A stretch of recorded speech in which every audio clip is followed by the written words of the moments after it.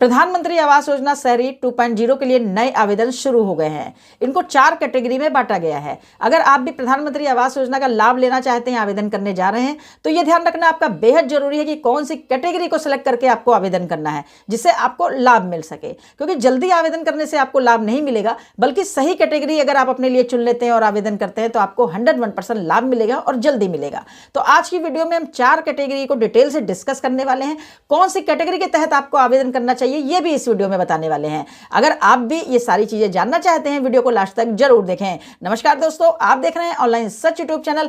करते हैं वीडियो को स्टार्ट इस खास जानकारी के साथ। उससे पहले चैनल पे पहली बार आए हैं, छोटी सी रिक्वेस्ट है, चैनल को सब्सक्राइब करके बेल आइकन को ऑल प्रेस जरूर कर दीजिएगा। वीडियो पसंद आए तो वीडियो को लाइक कीजिएगा, अपने दोस्तों के साथ भी जरूर शेयर कीजिएगा। दोस्तों, हम आ गए हैं अपने लैपटॉप के स्क्रीन पर। अगर आपके पास लैपटॉप वगैरह नहीं है, मोबाइल फ़ोन है, तो मोबाइल फ़ोन से भी आप ये सारे काम कर सकते हैं। आपके काम को और आसान बना दिया है मैंने। इस वेबसाइट का लिंक वीडियो के डिस्क्रिप्शन बॉक्स में दे रखा है। लिंक पर क्लिक करेंगे तो भी आप डायरेक्ट इस वेबसाइट पे आ गए। तो वेबसाइट पे आने के बाद यहाँ पर लिखा हुआ है अप्लाई फॉर PMAY अर्बन 2.0। आपको इसी पे क्लिक करना होगा। जैसे ही अपन इस पर क्लिक करते हैं, आपके सामने नया पेज ओपन होगा। ये यहाँ पर यूज़र के लिए कुछ निर्देश दिए हैं जो आपको पढ़ना बहुत जरूरी है। जैसे मैंने आपको बताया था कि आवेदन करने से आपको प्रधानमंत्री आवास योजना का लाभ नहीं मिलेगा, बल्कि सही आवेदन करते हैं और उसकी पात्रता सही होती है तभी आपको लाभ मिलेगा। ठीक है, तो देखिए यहाँ पर लिखे हैं 4 कैटेगरी में बांटा गया है, BLC, AHP, ARH और ISS। चलिए चारों के बारे में आसानी से समझते हैं। चलिए अब जानते हैं BLC के बारे में। आपको अपने मकान का निर्माण स्वयं अपनी देखरेख में करना होगा। यह उन परिवारों के लिए है जिनके पास पहले से ही अपनी ज़मीन है, लेकिन घर बनाने के लिए उन्हें मदद की ज़रूरत है। अपनी ज़मीन पर आप 45 वर्ग मीटर तक का पक्का घर बना सकते हैं। अगर ज़मीन है तो आप पक्का घर बना सकते हैं। अगर आपका कच्चा घर बना है तो आप उसे पक्के में कन्वर्ट कर सकते हैं, पक्का घर बना सकते हैं। मकान बनाने के लिए 2.5 लाख रुपए की आपको सरकार की तरफ से सब्सिडी मिलती है, जो डायरेक्ट आपके बैंक अकाउंट में DBT के माध्यम से भेज दी जाती है। ये EWS श्रेणी के परिवारों को जिनकी वार्षिक आय, ध्यान से समझिएगा, जिनकी वार्षिक आय 3 लाख रुपए तक ही है, यानी 3 लाख रुपए से ज़्यादा नहीं। अगर आप साल में 3 लाख रुपए से ज़्यादा कमाते हैं तो आप इसमें आवेदन नहीं कर पाएंगे। मुझे लगता है ये क्लियर हो चुका है आपको।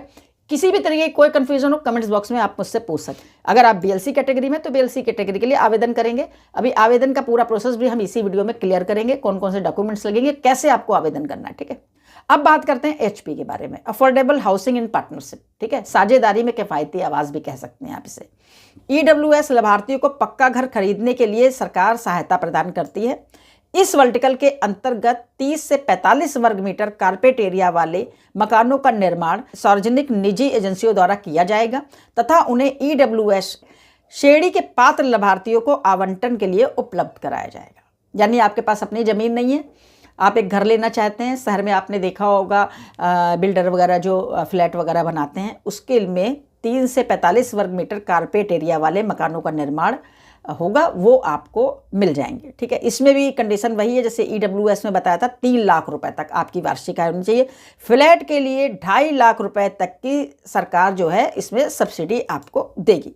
ये आपको शायद क्लियर हो गया होंगे AHP में आपको आवेदन करना है या नहीं करना। ठीक है, अब बढ़ते हैं अगली कैटेगरी की तरफ, ARH, अफोर्डेबल रेंटर हाउसिंग। ठीक है, हो गया। यह सुविधा EWS और LIG लाभार्थियों के उपलब्ध है। जैसे मैंने EWS के लिए आपको बताया था, 3 लाख सालाना आय वाले EWS में आते हैं और 6 लाख सालाना आय वाले जो आते हैं वो LIG कैटेगरी में आते हैं। तो ये आप समझ लीजिए। ठीक है, जिनके पास घर बनाने या खरीदने के लिए क्षमता नहीं है। लाभार्थियों में शहरी प्रवासी, बेघर, निराश्रित, कामकाजी महिलाएं, निर्माण श्रमिक, शहरी गरीब, रेहड़ी पटरी वाले, रिक्शा वाले, अन्य सेवा प्रदाता और भी इसी तरीके की कैटेगरी वाले आदि जिनकी वार्षिक आय 3 लाख और 6 लाख है, वो इसमें पार्टिसिपेट कर सकते हैं, यानी उसमें ये आवेदन कर सकते हैं। अब बढ़ते हैं अगली कैटेगरी तक, ISS, ब्याज सब्सिडी योजना। ठीक है, तो PMAYU 2.0 की ब्याज सब्सिडी योजना है। इसके तहत EWS, LIG, MIG के पात्र लाभार्थियों को घरों की खरीद एवं पुनर्निर्माण के लिए 1/9/2024 या उसके बाद के स्वीकृत और वितरित किए गए गृह ऋण पर सब्सिडी प्रदान की जाए। तो EWS, LIG और MIG वे योजना का लाभ उठाने के पात्र होंगे। ठीक है, योजना के तहत EWS, LIG, MIG लाभार्थियों के रूप में पहचान के लिए एक व्यक्तिगत ऋण आवेदन आय का प्रमाण पत्र भी आपको प्रस्तुत करना पड़ेगा। तो ये 4 तरीके की कैटेगरी दी हैं और यहाँ पर एक नोट भी दिया है जिसे आप नज़रअंदाज नहीं कर सकते, ध्यान रखना जरूरी है। नागरिक को PMAYU 2.0 के 4 वर्टिकल में किसी एक में लाभ लेने के लिए आवेदन करने से पहले उपरोक्त विवरण को ध्यान से पढ़ना होगा। आवेदन पत्र भरने से नागरिक को प्रधानमंत्री आवास योजना 2.0 का लाभ पाने का अधिकार नहीं मिलेगा जब तक कि संबंधित राज्यों UT, ULB, CNA, PLI द्वारा पात्रता सत्यापित नहीं की जाती। खाली आवेदन करने से आपको लाभ नहीं मिलेगा। अगर आप सही से अपने लिए सही वर्टिकल का चुनाव करके आवेदन करेंगे और आपकी पात्रता सही होती है, सत्यापित हो जाती है, तभी आपको प्रधानमंत्री आवास योजना का लाभ मिलेगा। चलिए अब बढ़ते हैं कि आपको अप्लाई कैसे करना है। आपको क्लिक टू प्रोसीड पर क्लिक कर देना है। यहाँ पर डॉक्यूमेंट्स रिक्वायरमेंट का एक ऑप्शन आएगा। कौन कौन से डॉक्यूमेंट्स आपके रिक्वायर्ड हैं, यहाँ पर इंग्लिश और हिंदी में हैं। आप चाहे इंग्लिश में चाहे हिंदी में यहाँ पर पढ़ सकते हैं। प्रधानमंत्री आवास योजना के अंतर्गत अगर आप आवेदन करने जा रहे हैं तो पहले आप ये सुनिश्चित करें कि आपके पास निम्नलिखित दस्तावेज तैयार है। आवेदक का आधार विवरण, आधार संख्या, आधार के अनुसार आपका नाम और जन्म तिथि होनी चाहिए। ये नहीं है कि आपका जन्म तिथि आधार में कुछ अलग है, फिर बैंक अकाउंट में कुछ अलग है, फिर किसी और डॉक्यूमेंट्स में अलग है, ऐसा नहीं हो। आधार पर जो भी आपका नाम हो, जन्म तिथि हो, तो वही आधार होना चाहिए। अगर उसमें कोई भी करेक्शन करवाना तो आप करवा सकते हैं, ठीक है। परिवार के सदस्यों का आधार जो मैंने बताया सेम डिटेल के साथ, ठीक है। आवेदक के सक्रिय बैंक का विवरण, यानी आपका जो एक्टिव खाता है वो उसका पूरा आपको डिटेल देनी होगी। खाता संख्या, बैंक का नाम, IFSC कोड, आय प्रमाण पत्र केवल PDF फाइल ही अपलोड करनी है 200 KB की, ठीक है। आय प्रमाण पत्र अपनी आप जो भी इनकम है उसके अनुसार बनवा सकते हैं। जाति समुदाय प्रमाण पत्र केवल PDF फाइल ही 200 KB की अपलोड की जाएगी। भूमि दस्तावेज, लाभार्थी आधारित निर्माण BLC घटक के मामले में, ठीक है। अगर आप BLC के तहत आवेदन कर रहे हैं, यानी अगर आपका कोई प्लॉट वगैरह है उसके तहत आवेदन कर रहे हैं, तो आपको भूमि दस्तावेज भी यहाँ पर जमा करने पड़ेंगे। उसकी भी एक PDF फाइल बनानी है और 5 MB की फाइल होनी चाहिए, उसको अपलोड करना है। तो इस प्रकार के दस्तावेज जब तैयार हो तब अप्लाई करना है आपको, ठीक है। अब आपको प्रोसीड पे क्लिक करना है। अब आपके सामने एक नया पेज ओपन हो जाए। इस पेज पर देखेंगे आपको अपना स्टेट सेलेक्ट कर लेना है। इसके बाद यहाँ पर स्टेट सेलेक्ट करने के बाद आपको अपनी एनुअल इनकम, जो भी आपकी सालाना इनकम हो, यहाँ पर आपको उसको फिल कर देना है। तो BLC, HP, ISS आप जिसके लिए आवेदन करना चाहें वो सेलेक्ट करें। इसके बाद यहाँ पर आपका भी कोई भी पक्का मकान नहीं बना है, आपने कोई भी बेनिफिट नहीं लिया है, तो आपको नो पर क्लिक करना है और एलिजिबिलिटी चेक पर क्लिक कर देंगे। एक नया कंसल्ट फॉर्म आ जाएगा ऑथेंटिकेशन आधार का। यहाँ पर आपको अपना आधार नंबर पूरा डाल देना है और इसके बाद यहाँ पर आधार कार्ड में जो भी नाम है वो भी यहाँ पर आपको फिल कर देना है।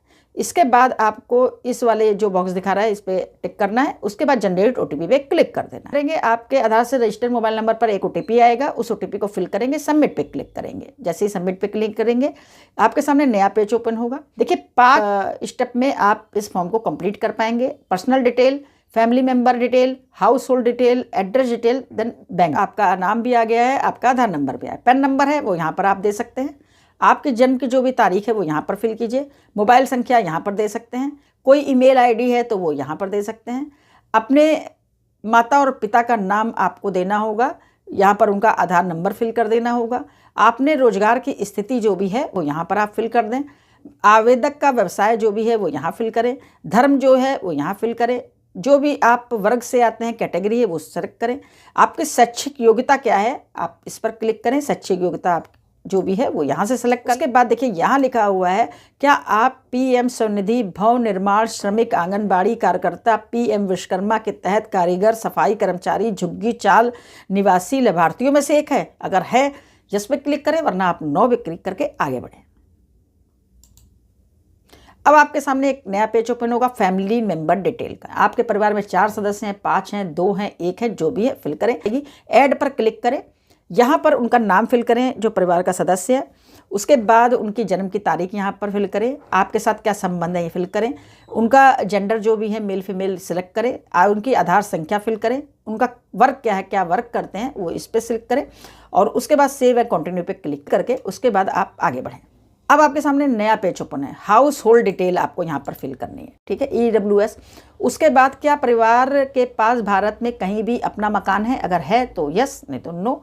आपकी वार्षिक आय यहाँ पर आ जाएगी, पहले आपने फिल करी थी। आय प्रमाण पत्र अपलोड कर दीजिएगा। ब्राउजर पर क्लिक करें, जहाँ भी आपने सेव करके रखा हो क्लिक करके अपलोड कर। इस कस्बे में रहने के वर्षों की संख्या, आप इस जहाँ पर रह रहे हो कितने सालों से रहे, आप इस पर क्लिक करेंगे तो यहाँ पर आप फिल कर देंगे, ठीक है। इसके बाद छत के आधार पर मौजूदा घर का प्रकार, आप ओनर हैं, रेंट हाउस है या नो हाउस है, जो भी है वो यहाँ पर आप सेलेक्ट कर लें। आप सेव एंड कंटिन्यू पे क्लिक करेंगे। जैसे इस पर क्लिक करेंगे अब आपके सामने एक नया पेज ओपन। अब यहाँ पर आपको अपना एड्रेस की डिटेल देनी है, वर्तमान पता और स्थायी पता में।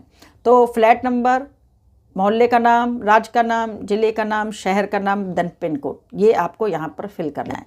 इसके बाद आपका स्थायी पता कौन सा है, फ्लैट नंबर, मोहल्ले का नाम, राज्य का नाम, जिले का नाम, शहर का नाम और पिन कोड आपको अच्छे से भर लेना है। लेकिन अगर आपका परमानेंट एड्रेस और प्रेजेंट एड्रेस सेम है तो आपको सेम एज प्रेजेंट एड्रेस पर क्लिक कर देना है।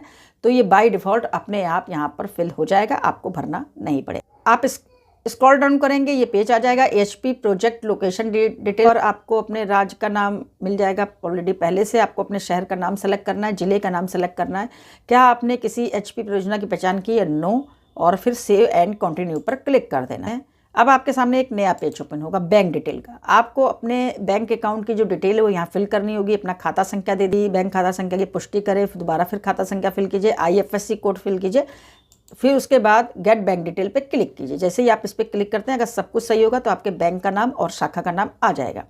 इसके बाद देखिए यहाँ पर लिखा हुआ है, आपने अगर इन योजना के अंतर्गत किसी योजना का लाभ उठाया है जो यहाँ पर मेंशन की गई हैं तो आप यस कीजिए, वरना आप नो कीजिए, ठीक है। इसके बाद यहाँ पर डिस्क्लेमर दिया है, इस पर क्लिक करें और फिर फाइनल सेव पर क्लिक करें। और इस तरीके से फिर आपको एक फाइनल प्रिंट मिल जाता है जो आप बाद में स्टेटस चेक करेंगे, उसके काम आएगा। तो उसको आप कॉपी कर लीजिए या सेव कर लीजिए या प्रिंट करा के, जैसे आप समझे, या स्क्रीनशॉट ले लीजिए, उसको संभाल के आप रख लीजिएगा।